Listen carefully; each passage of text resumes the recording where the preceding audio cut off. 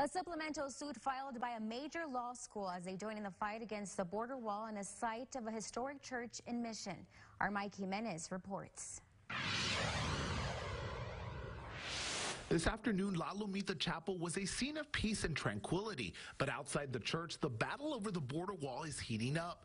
The church is receiving some helping hands from Georgetown Law's Institute for Constitutional Advocacy and Protection. The organization joined the Archdiocese of Brownsville after Bishop Daniel Flores denied a request by the federal government to survey the property for a border wall. That consent for him as a religious person, as a person responsible for the diocese there, violates his religious beliefs. On Monday, the ICAP organization filed a 14-page supplemental brief in McAllen Federal Court opposing the government's request for access to the La Lomita property, arguing the wall is inconsistent with the church's values and would substantially burden worshipers in their right to exercise their religion at the site.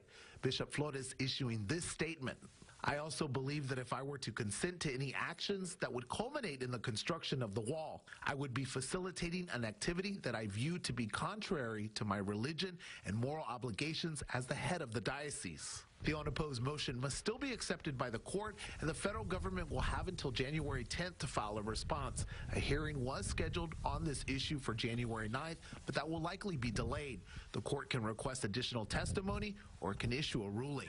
This is a chance for the court to see that if the government does not make some sort of accommodations, the church will be actively litigating this and challenging any attempts to build that wall. Reporting in Mission, I'm Mike Jimenez for KVO Local 23 News. In their petition, the church is urging the government to discontinue their efforts to exercise eminent domain on the property and identify other methods to secure the border which do not undermine Catholic